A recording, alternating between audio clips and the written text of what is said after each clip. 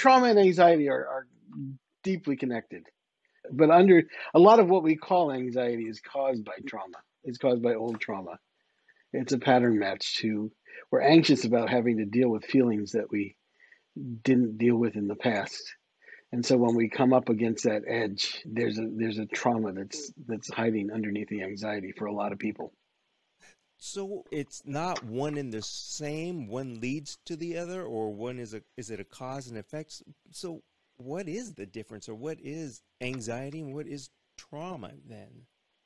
Well, anxiety are the symptoms, right? Anxiety is, my heart beats fast, I sweat, I Hmm. get nausea, I'm afraid I'm going to die and have a heart attack. I freeze and I don't do anything because I'm afraid to do it. And trauma is there's something in the past that we have feelings that we haven't dealt with yet. So, I mean, the trauma, what happened in the past, but the leftover emotions that overwhelmed us that were too much for us to deal with at the time, or weren't safe for us to deal with at the time because people were doing bad things, that creates a lot of the same symptoms as anxiety. The just, if we get into a situation that triggers those feelings, we could be anxious about, we could be afraid to deal with those feelings. Huh. Like if something shows up that's going to make me angry and I'm scared of my anger, I will get anxiety as a way to stop myself from dealing with that rather than kind of going over the cliff and jumping and landing in the water of the emotions, which is which can end the anxiety for certain things that are different, completely. Guess, at least for myself, maybe for many others, when we were when I would think of anxiety, I would not look at it as a symptom. I kind of rolled everything into one. The symptom and the result was all kind of rolled up into one. So now I'm getting anxiety thinking about this, trying to differentiate We everything. do get, yeah. Well, I'll do the heavy lifting.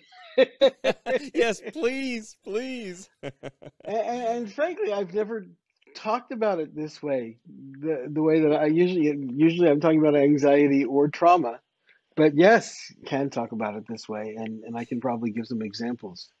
I like to keep this as a learning experience for me and many of the listeners and viewers out there. It's you're providing us the information, and we take it and do what we can with it, and especially with trauma and anxieties and things like that. Like you said, deep rooted, something that happened in the past, and possibly there's a way to not avoid, but I don't know. Can you fix? Can you cure any of this kind of stuff? Any of the Oh yeah, traumas? And what you do is you heal it. You allow yourself to connect to the underlying root cause of what happened, and I'll give a way to do that on the show. okay. And then you release the leftover emotions using the same techniques I use for anxiety, I use for trauma, and you say the things you need to say to kind of the internalized person that you're still carrying with you. Usually your parents. Sometimes it's bullies, sometimes it's coaches, sometimes it's a teacher, and you get them because they're not real. They don't exist in the present moment like they did 30 years ago or how many. People have entirely new bodies every 9 years. The cells regenerate. So you're carrying this internalized version of them, and Wow. they are affecting all your behaviors and all your reactions. So you talk to them and you say, blank, it really hurt me when you blank. And they will potentially say, I'm sorry, but generally when they do, and this is your imaginary version of this person, but when they say, I'm sorry, generally it's not completely genuine and it's not with unconditional love. And it's not like, I'm sorry, I never should have done that. It was all my fault. You should have never had to go through that. And I love you and you're a great kid. It's usually, I'm sorry, but, Hmm. that's what people did to me, or I'm sorry, but I was trying to teach you what you needed to know. And that's not unconditional love. And it's a part of us that's inside us that doesn't love ourselves unconditionally. So when we get to the point where we release the tension through these visualizations, and I'll walk people through one of the visualizations, and we have these conversations with these inner parts, and then we heal the inner parts because they're what we're dealing with actually is we're carrying other people's inner child with us. Typically our parents' inner child, but there's some hurt inner child that we're busy carrying around trying to protect ourselves from. And so if we when we can heal this inner child that we're carrying inside us that doesn't even belong to us and get it to say, I'm sorry, I love you, you're a great kid, or whatever we need to hear, then suddenly the tension goes. I've had people heal phobias this way, all kinds of trauma. I've had people heal a fear of being on television. I had somebody who's on TV a lot around politics, and his voice would get all tight, and he hated the way he sounded on TV because he wasn't as relaxed as he normally is. And when we did a bunch of work around the bully actually, and the Hmm. bully when that he stopped carrying that inner bully around with him, all of a sudden he was fine. So when you say you carry the other person around, the inner bully or the your a parent or teacher or whoever it may have been, is that just that you're carrying around the like the memory because you're Yeah. recalling what had happened to you because of that person? Well, it's not conscious so much, but you're carrying around the message you got from them. Okay. And so, Okay. but it's hard to deal with a message. You have to deal with a person. You have to, you know what I mean? It's much easier to imagine a person than it is to say, oh, I'm talking to a vague, nondescript message. Right. Yeah, you have to associate that message with something that The person is who gave it to familiar. you. Yeah, yes. So you're That carrying around a frozen version of the person of your interpretation of the person who gave you that message. Because it's quite possible on rare occasions that you got the message all wrong. You took something in that they didn't even mean, but it's affected you for your whole life. Oh my gosh, and how often do we do that? I mean, somebody says something, but we pull out what we want to hear or what we thought the person said or meant. Yeah. And so, well, Mahesh, how did you get into all of this? I mean, what drove you to being an expert in this Well, subject? like most people who go into these things, I had a whole bunch of my own trauma. Hmm. And so, I started working on stuff in 1986. So when I was 27 years old, even 26 years old, I started doing kind of these works, and I just kept wanting to be better and be different, and so I kept doing it, and I had a therapist I worked with on and off for 15 years, 300 hours, and I was in a men's group that was doing kind of process work, and people weren't that good at it, and they didn't really know what they were doing, and I wanted to get better at it. And he was offering a workshop on psychodrama, which is what he did, and it was kind of a psychodrama that connects to your body and helps you find the core. So I took his seminar, and of course, I was better at it than anyone else because, well, I had 300 hours of private lessons, not knowing how to do it, but just being on the other end of it. And people, when I'd work with people in my men's group, they were telling me I was taking them deeper to deeper places than their own therapist was taking them. Do you And think? so things were happening. And eventually I got to the point where I was going to do this kind of on a regular basis with people, just, part time. And it turned out the California Psychology Board doesn't like people who are not therapists Hmm.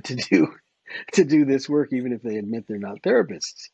And I looked at the law, and hypnosis was exempt from the whole law about not working with the subconscious, except if you're a therapist.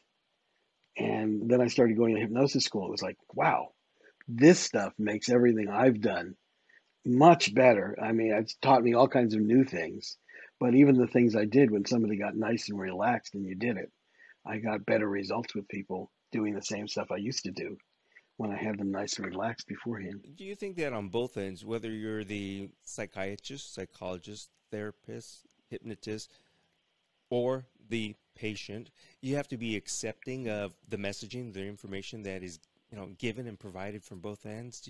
I mean, for it to work. My way of thinking is you don't want a message from outside yourself. You don't Okay. want someone to tell you stuff about you. You want to be the more you can connect to your own subconscious, the better. So in my sessions with people, I say, look, I'm going to give you some suggestions at times on what to do or what to see to make it easier for you. But if you see something entirely different from what I see, yours is better than mine because you're the one who's connected to your subconscious. So yeah, my approach to, I was lucky. Most of the therapists I worked with worked in kind of a body oriented way and worked, more deeply with the emotions. I had very few talk therapists. And when I did, I felt like I wasn't getting anything accomplished. I can picture and I can imagine that. Like I said, is some therapists may be a talk therapist. All they're doing is talking, and you're going, "Wait a second, Well, you're they telling listen me and you're they not let you listening to talk. me." Yeah. Yeah, well, it's not so much that. I did have one therapist who had like a bunch of suggestions for me. And I was like, no. And they were really weird suggestions too. And on top of that, when I ended with her after 3 sessions, she called me and said, "Why are you ending with me? And you, why don't you tell me what you didn't like? And I'll tell you how I would diagnose you." And I said, "Well, I'm happy to tell you what I didn't like, but I don't think I trust you enough to let you diagnose me after 3 sessions." Oh my goodness! Wow. So, like you were saying, is you'll do the heavy lifting. So I'm going to let you just carry on and do some of the heavy lifting as far as you know, getting into some of the root causes of trauma, which of course probably could be just about everything and anything, and it all depends on the individual, and some of the workarounds that you have helped your clients with or that you've discovered that work or may. We all have some sort of trauma that is someplace rooted in all of us, and then there's going to be possibly at some point in time a trigger. That's true. I mean, not well. I don't know if everybody has a tremendous trauma, Yeah. but 61% of us have had something. The Kaiser Foundation did a study of adverse childhood experiences, and over 17,000 people, they found 61% had had at least one adverse childhood experience, one of which is poverty. So Okay. just growing up poor is traumatic. And that took up a significant percentage of the 61%. But we all know that, I mean, the statistics are that 1 out of 3 women have been abused. Right. And that only includes the ones who know about it and remember it or admit it on the survey. So I would say it's more likely 1 out of 2. And they say 1 out of 6 men have been sexually abused. And the truth of the matter is, there's all these repressed memories. I didn't discover I was sexually abused till I was 40 something years old. And then I didn't discover more of it till I was 50 something years old. So there's, those numbers are a little bit on the low side. So if you just imagine that, between men and women, 1 out of 3 of us have experienced some kind of sexual abuse, let alone physical abuse, Yeah. or just a parent in jail is a kind of trauma. A parent with alcoholism or some kind of addiction is another kind of trauma. Divorce is a trauma. Do So you there's a lot of us who've had something. do you think, or is there a study out there where the longer we wait to recognize it, or the longer it takes for us to recognize it, we are influenced by other things, outside forces, or embedded false memories is what I can't think of what to say, but somehow we've made it worse or bigger than what it is. Are there different categories where you said, like, with women, there are fewer that say that they've been sexually abused or abused in some way because they either put it so far out of the mind or they didn't see it as some sort of an abuse? And I guess same with men. Or is there something where it says, it is greatly exaggerated? Like men will say, well, I've slept with 100 women and it's 5. And women say, oh, only 3 guys and it's 20 or something like that. Is there a study that shows that there's exaggerations or anything like that for this? You know, here's I only know from my experience and from the experience of my clients. Things have a profound effect on us. We don't always remember them. My ex-wife had no idea she'd been sexually abused until her father came in and apologized for abusing her in the middle of the night 4 times when she was 14. She had Mm. absolutely no memory of it. And and to be honest, I didn't know I had had any sexual abuse. For 10 years talking about her sexual abuse, I didn't know until I had a dream that made it clear that something happened to me when I was 5 years old that marked me symbolically, and then another dream that was really quite clear that I needed to go back into therapy. And then there were things about my life that I knew could point that way. And then I started figuring out first one person and then four other people who sexually abused me over a period of years that I started remembering these things. So, is it possible to plant a memory? Perhaps, I'm sure that it is to some degree. Does that mean that most people who have memories or have had them implanted? No. More, you repress things because it's not safe to know them.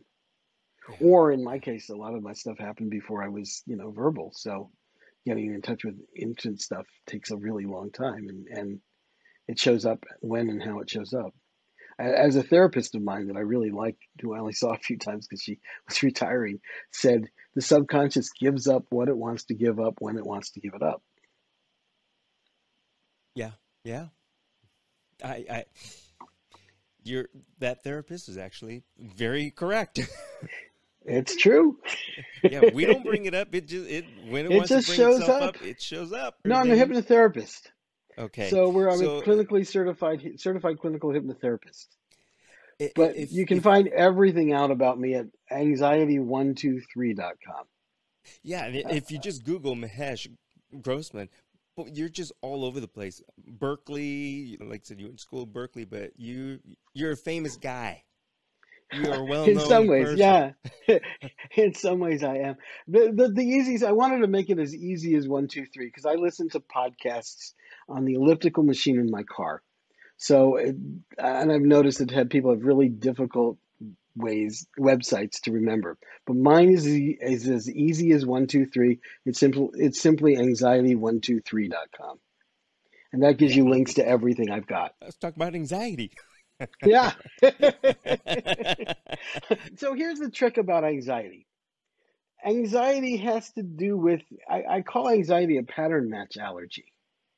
Because what happens is there's something from our past, whether we know it or not, that scared us and didn't feel safe.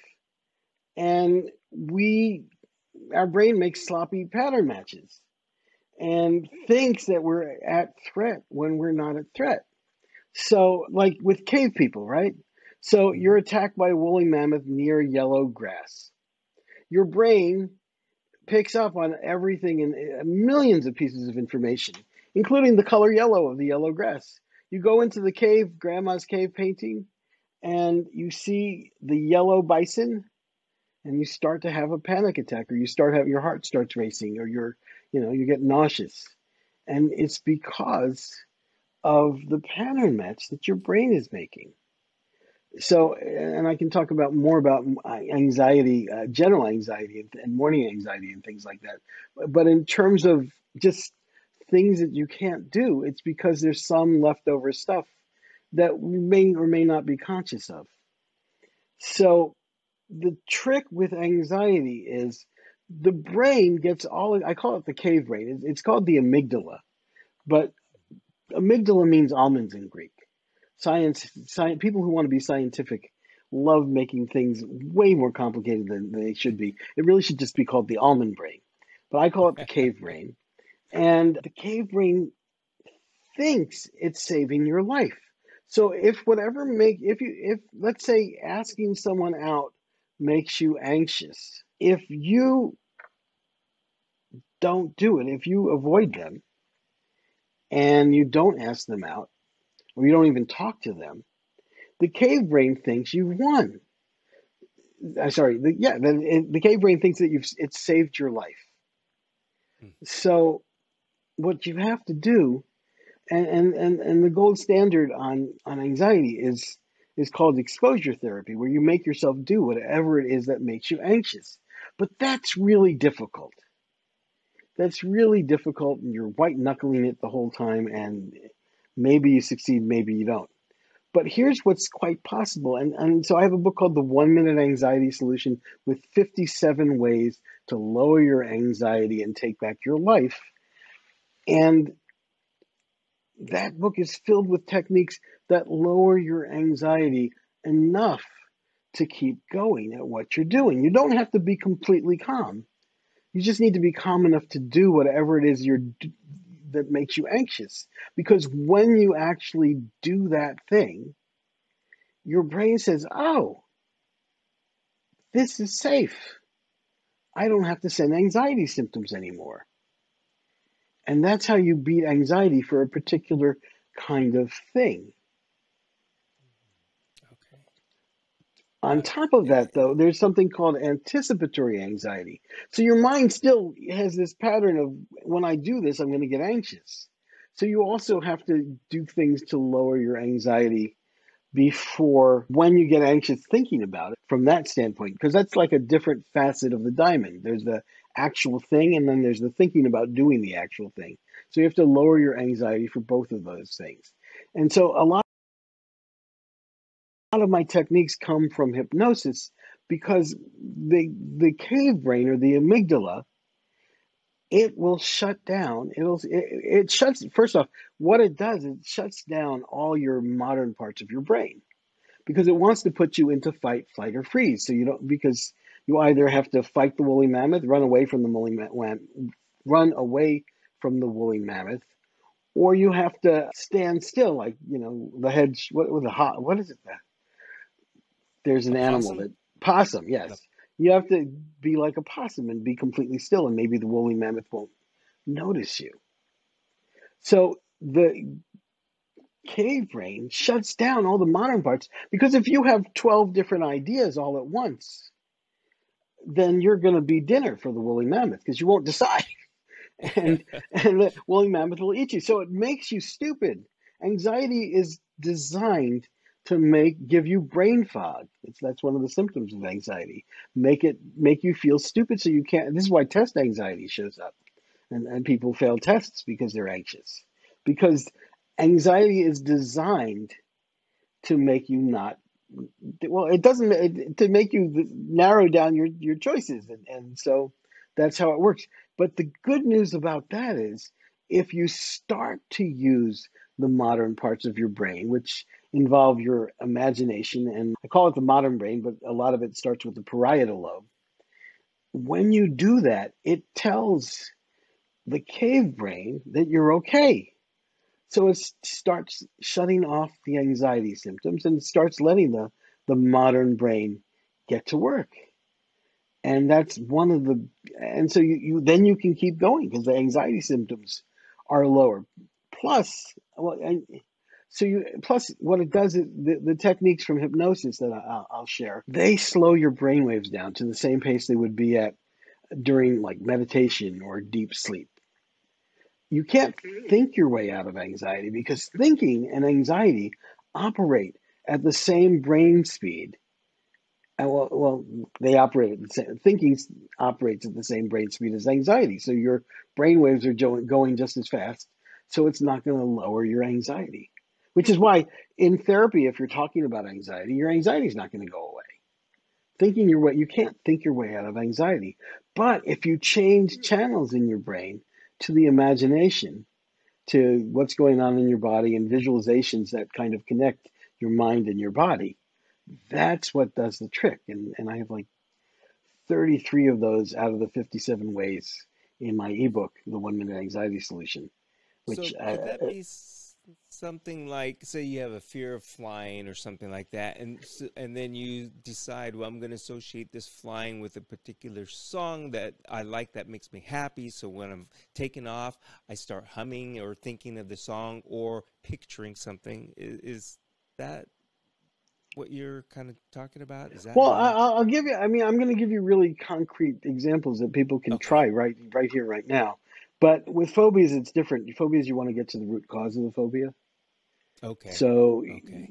what I found with phobias usually either are something from childhood, and this may be weird for some of your listeners, I've found people have past life things that make them anxious. Mm. Mm-hmm. And it's not like I've even tried. Like I've had people where I've been doing a session and all of a sudden they're talking about a past life. And I had nothing to do with introducing that idea. It just kind of showed up. Oh, wow. So it's, and that happens in hypnosis. And I don't know whether you believe in past lives, but oh well. It's not, everything I've seen has made such sense with the phobia that people have had.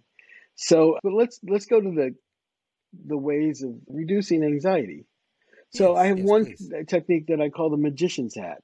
So you notice where you're feeling tension in your body, and wherever that is, you picture a magician's hat. And you know the trick where they take the handkerchief out of the magician's hat and it just keeps going and there's lots and lots of handkerchiefs? Mm-hmm. Well, that's what you do with, let's say, the tensions in your stomach. So if you feel the tension in your stomach and you put the magician's hat there, you then start pulling on the handkerchiefs in the magician's hat and you just keep going and going and going until there are no more handkerchiefs. And you'll find that relaxes you really quite a lot. And that may be enough to keep going at whatever's making you anxious. I don't have any anxiety. I'm not anxious, no tension right now, but I imagine that, and that it's simple enough to imagine, like I said, that magician's hat and pulling the handkerchief out. Wow. I'm going to try that one. Yeah, it works really well. It's one of the easiest things I do with people. And another technique that I do, it's not in the book yet because it came up recently. But when people are stuck in worrying and overthinking, that's also a kind of anxiety. And so one of the things I do is I have them unzip in their forehead. And when they unzip their forehead, they see. I ask them to see, the cash register tape at the supermarket. Yes. So just imagine pulling the cash register tape out, and you're just pulling, and it's just like the handkerchiefs in a certain kind of way. It's just a different flavor of that, and you just keep pulling that cash register tape out till there's no more, and it's very relaxing, and it makes a huge difference, and it changes something, and it stops the worry loop. Do you use anything with auditory, any sound or anything like that? And does that Not help people? that may help some people. That's not my thing, so I tend to use more verbal things Okay. or more imagery. I have a verbal thing for anticipatory anxiety, where you're anxious that you're going to be anxious. I have some wordplay things, which is like just say whatever it is you're going to be anxious about. Like I'm afraid they're going to laugh at me, shmee, re, gi, di. You just keep rhyming whatever the last word is, and that seems to make a difference enough to shift things because anticipatory anxiety is somewhat different. It's kind of a stuck thought loop, and so that's what I use for that. What I'm discovering from listening to you is there's a, if we can call these, if it's a disorder, there are differences and there's a lot of things. We just can't say it's a trauma or an anxiety or a phobia. They all are slightly different then, because when I was talking about the flight thing and you correct me, it's that's a phobia. So, Right, because it's the same thing happening over and over again, and usually there's some kind of root cause with flight stuff. Sometimes it's childhood stuff, and I've had a few of them where they were past life things. And it's not about flying necessarily. I mean, I had a guy who had a fear of flying over oceans, and the past life that showed up was he had a ship go down, and so wow. there was like this pattern match between flying over an ocean and sailing, and that's why he was afraid of flying. On the other hand, I worked with a woman who had a fear of needles, and she was a diabetic, and she would cry since she was 3 years old. She would cry every time she either had to prick her finger for blood or prick, or give herself a shot. That's a Oh, lot of times. It's like 8 times a day. And it's a so, lot of crying. yeah, yeah. And so we started, and so she wasn't taking her insulin on a regular basis, and I talked to her, and I said, well, let's go. Let yourself have that feeling. And this is really how you get over anything that triggers you. The Mm. first step is So, to go ahead. oh no, go ahead with your the third step you're saying. Well, this is so Or when you're triggered and by anything, this is how I have people start. So I had her notice what it felt like in her body when she was about thinking about, having a shot, and then she felt it, and I said, "Well, notice how old you were the first time you had that feeling." And so, and then with in a broader sense, you ask questions with, well, how old, if you don't know how old were you 10 or over, or you under 10? And then you start splitting the difference. But if you do know, you know, and where were you, and who were you with, and what was happening? And in her case, when she got diagnosed as a diabetic at 3 years old, and she went to the doctor's office, she got very resistant to the needle, and the doctor was having a really hard time, and they kept trying to give her the shot, and it wasn't working, and her mother was yelling at her, and the doctor was yelling at her, and the poor thing is 3 years old, and it was a very painful experience. So every time, the crying was really about every time that she felt, every time she did a needle or pricked her finger, she felt criticized and unloved. And so I actually worked with her before I was a hypnotist. So what she did was she would call her friends every day before each shot, and let them tell her how much they loved her. And within a week, she had gotten over her needle phobia. And not only that, she lost 160 pounds when she was good with her insulin. so it had nothing to do with the pain from the needle. Nothing at all to do with the pain with the needle. It had to do with the pain in her heart and how criticized she would feel. Is that what you were referring to, calling the pattern association, or is that something a little bit Well, different? it is. I mean, it's an unconscious pattern match. Certainly, we Okay. match. The pattern was the pattern was getting a needle, right? So that was the Yeah. same throughout. I mean, it's not even a pattern match. That was more of an identity, right? In math, you'd call it, or in rhymes, you would call it an identity. How can we get away from that in everyday life when so many of us associate one thing with something else, consciously or subconsciously? We end up doing that. Well, to me, the trick is the original pain usually goes back. It usually goes much farther back. And so you just notice where you feel it in your body, and you ask yourself how old you were the first time you had that feeling. And then you ask yourself, who was I with? Where was I? What was happening? And then you deal with that person inside you, and you say, blank, it really hurt me when you blank. Mom, it really hurt me when you criticize me all the time. And this is the beginning step in my 5-step trauma detox process, which is part of my Defy Trauma course. And it literally is the same as, well, it's not the same as having a session with me because I'm not there, but it tells you every step of the way, and anyone can do this kind of thing if they on their own, as long as they can connect to their body. If there Okay. are people who are not able to say, you know, if they have an emotion and they can't actually feel it in their body, then it's probably not for them. But for people who have the capacity to do that, this is a really fine way to do it. And again, it's at anxiety123.com. Just click on the link to the course, the Defy You know, Trauma you beat course. me to it because I was going to say this is the perfect time again to let everybody know to go to anxiety123.com. And like we were saying earlier, you have your book there, the 1 minute, was it the one Anxiety minute solutions, yeah. anxiety solution? And you also have where you can get a free consultation. Folks can go right there and schedule their own consultation with you. So, And also, you can follow me on TikTok and Instagram. And I'm teaching these things on those platforms for free. So if you just want to get a taste of what I'm about in terms of, because what it's really all about ultimately is loving yourself unconditionally and healing the and parts of yourself that don't love yourself unconditionally.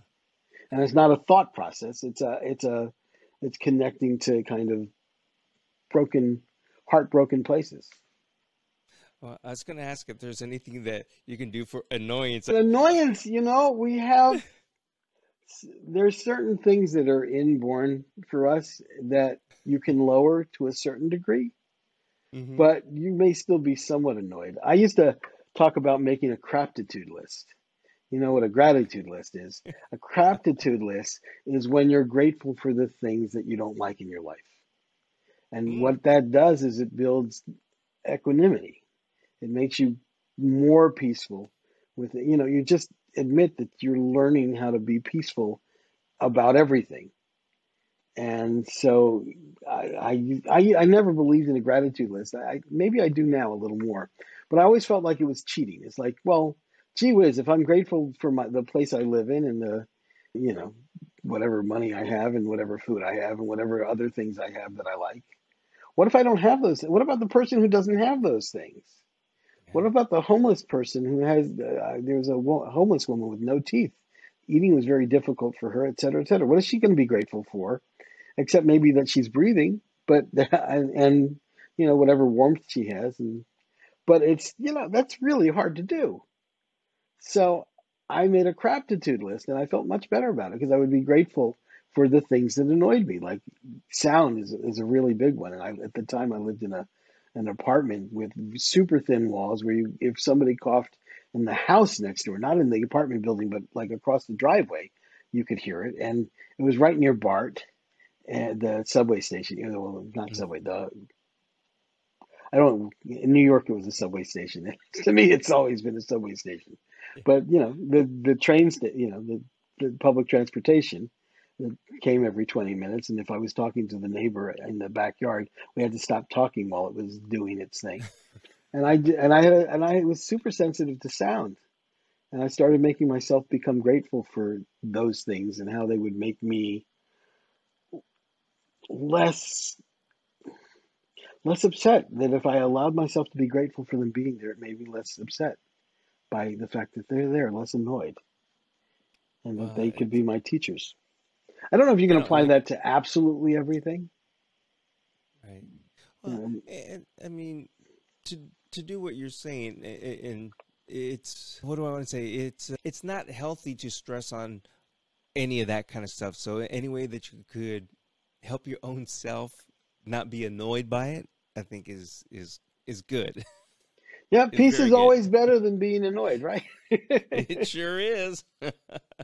And I certainly hope that you don't mind that we're I know we're kind of within the circle of the topic, but we're all over the place because my goodness, you've got a wealth of information, and so far the ideas that you've shared with us, I think will definitely help and work. Like I said, especially the magician's hat. I mean, that one, when I get to that point where I am feeling some sort of anxiety or anything like that, a trauma, I'm going to use that magician's hat thought process. Oh, that's great. Yeah, there are 57 of them in the ebook because if you do the same thing over and over again, the way our minds work, things wear off at a certain point. You know what I mean? You get used to something, and Yeah, I you have have. to you have to refresh it with something else. So that's why I have 57 different ways. Plus, people's minds work different ways, and so Yeah, what you may love the magician's hat. I've had people who didn't like it, although it's pretty popular among the things I do.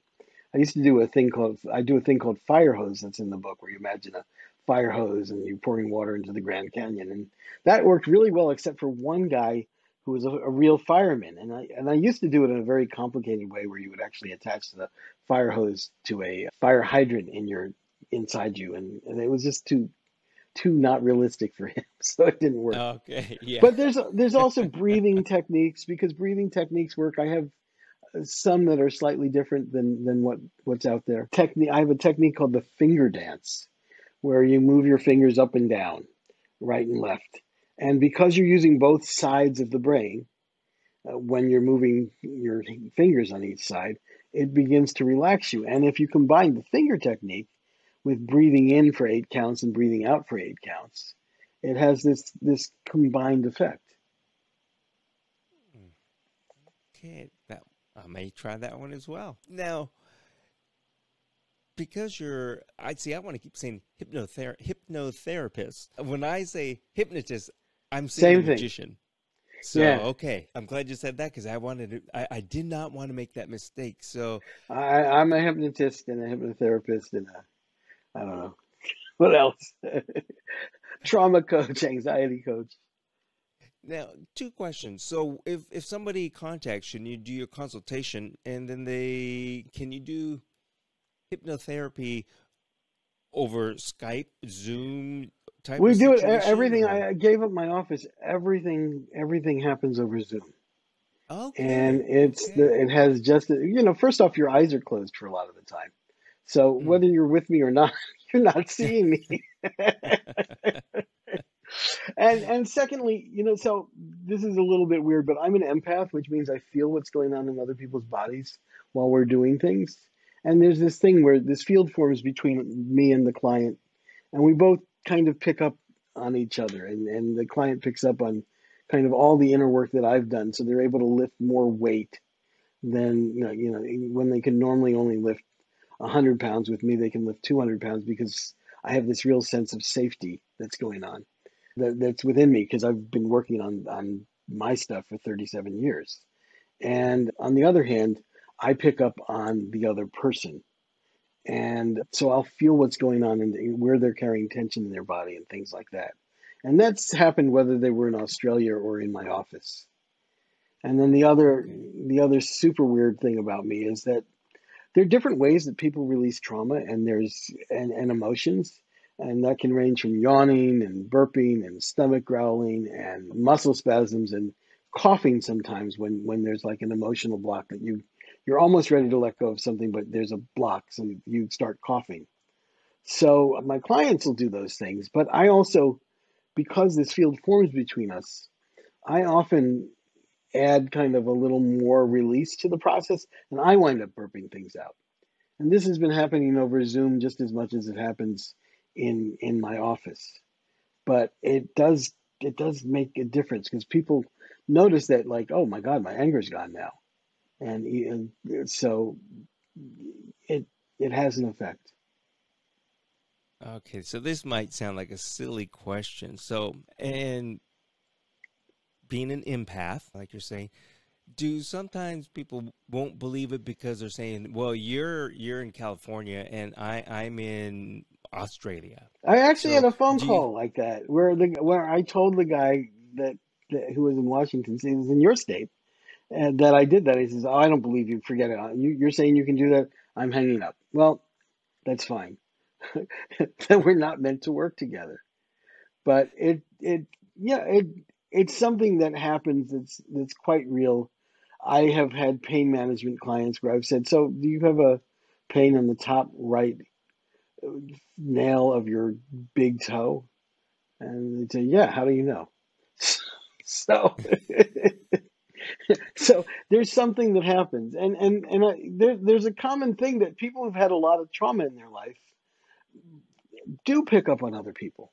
A lot of Mhm. empaths pick up on other people because that's what they did in order to feel safe in the world. This ability shows up as kind of a safety feature. So, sometimes it's kind of annoying, actually, because occasionally I pick up on people in real life, or I pick up on my partner, and at a time where I don't really want to, you know what I mean? I don't mind doing it in sessions, because that's just part of how it works. But Mhm. I've also picked up, on people, strangers, when they've had a lot going on. It doesn't happen very often, thank God, but it does happen, and it's really annoying to, if you're not intentionally doing something, to start That, burping for someone that you don't even know. yeah. Well, I guess this also goes back to what I mentioned and we talked about a little bit in the very, very beginning part is you have to be accepting of the therapist. And I think in order for any of this to work, because like you said, the person in Washington State, not me, I wasn't the caller because they didn't believe. And like you said, he's going to hang up. And you said, hey, fine, it's not meant for us to work together. And it probably would not have worked. Well, it doesn't work if I mean, hypnosis. You do want to believe to at least some degree, or be at least open-minded with hypnosis, Mm-hmm. because if you shut yourself down, you're not going to have an experience. Right, you're just closing yourself off to that. What I wanted to ask you too, as far as the empath goes, and if you're doing like a FaceTime situation and people don't believe that that can happen. Do you, this might give any secrets away, but do you play up to it and say, okay, now this is going to sound strange, but put your finger on the screen and I'll put mine, and then we can feel connected?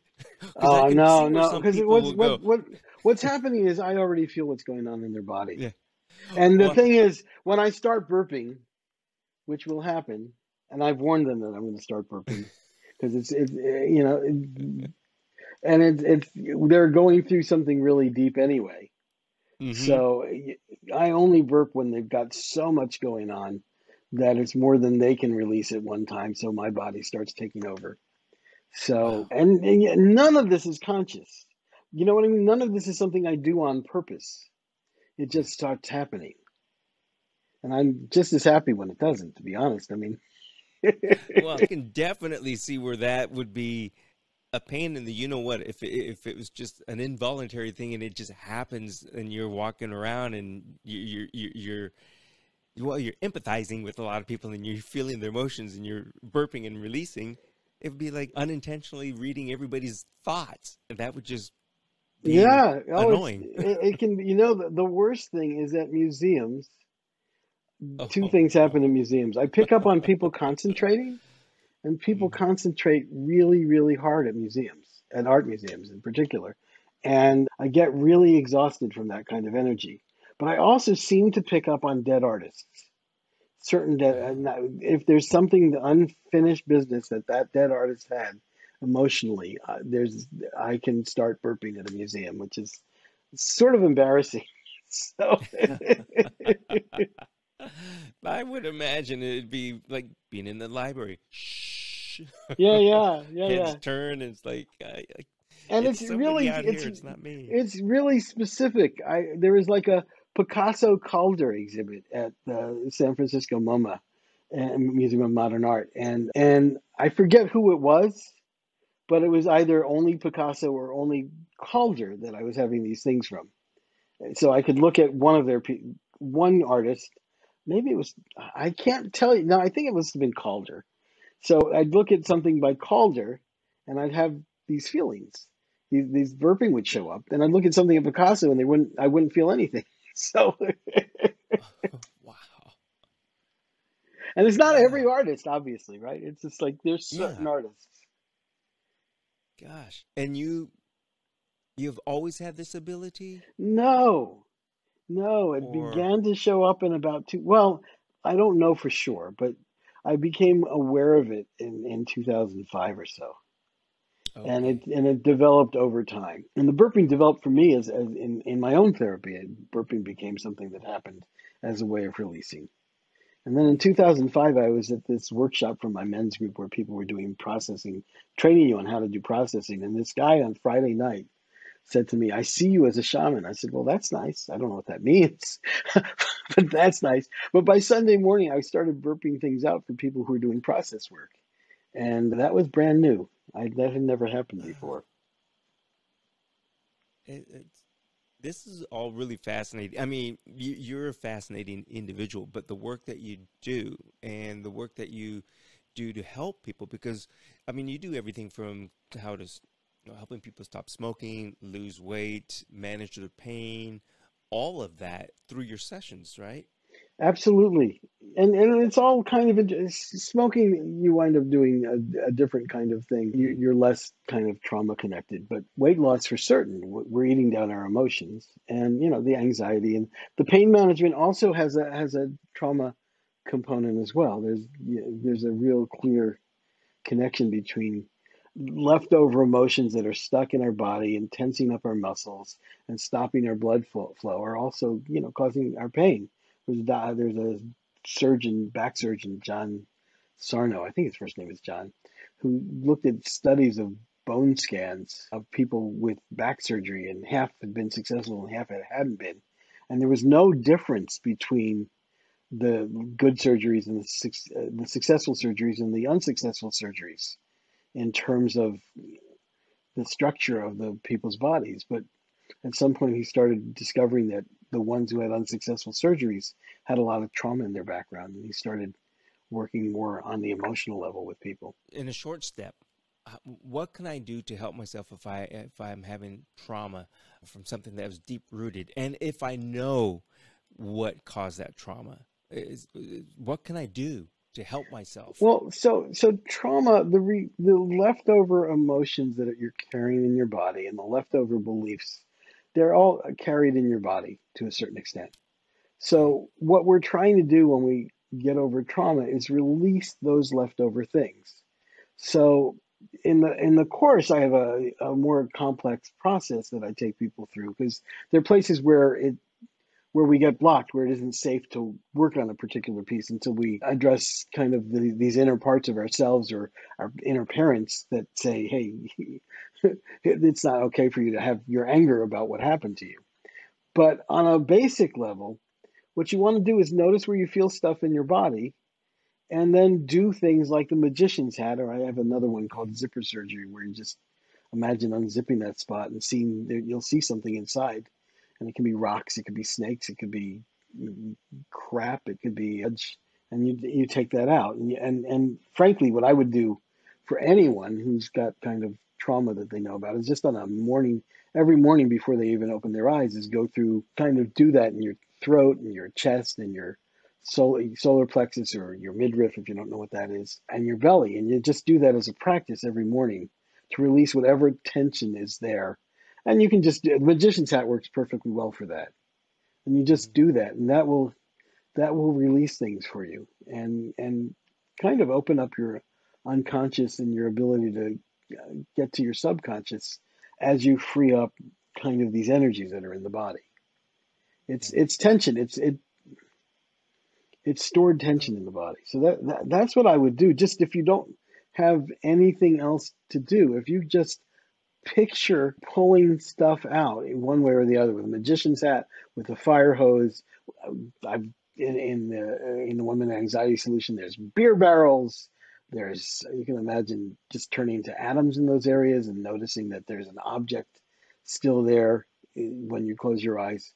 But there's all these different ways. But the whole theme is, let's get the leftover energy that you've taken in from what happened. Sometimes it's your own emotions and your own fear and grief and anger.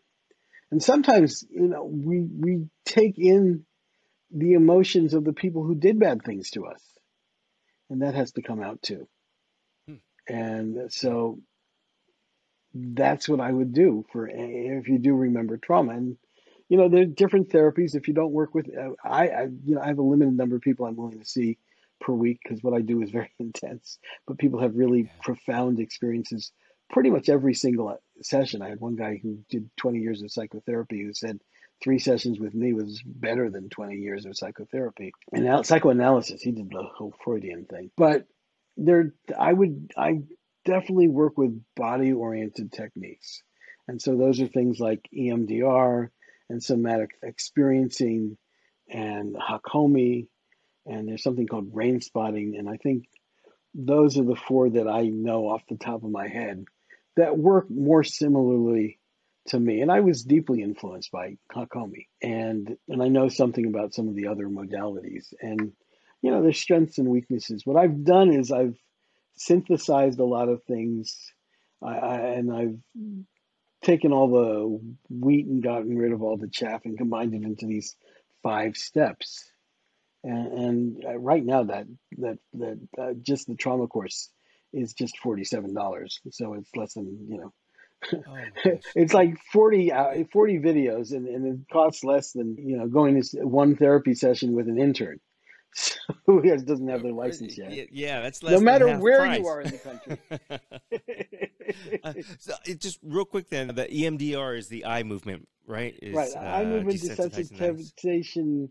It's basically, the old hypnotist watch where you watch the Mm-hmm. watch go back and forth. Well, EMDR is doing the same thing. You're moving your eyes back and forth. And like the finger dance that I showed you earlier, it's Yeah. going it's stimulating both sides, and it puts you into a state where it's easy to connect to your subconscious.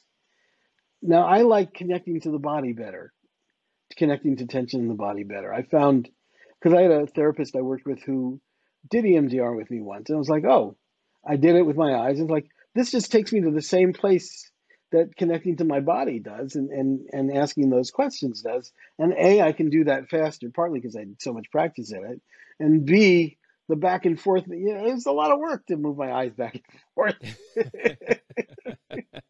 And it only took me to the same, it felt exactly the same. What you discover is all of these things take you pretty much to the same place where you're connected to your subconscious. Yes, there's so much to talk about and to learn this stuff. My last question would be, are there steps, and do you have to follow steps in order to become successful?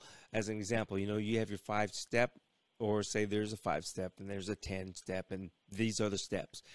You can't, or you shouldn't go from step 3 to 7 and then say it didn't work, right? You need to, there's a process, I In guess my is what I'm asking. 5-step process, the first step is the one that's the most important, and then you can kind of play around with the third step is more of like a first aid station. When something's not working in step 1, step 2, step 4, step 5, you go to step 3. So for me, it's much more of a, and step 2 and step 4 could be played around with.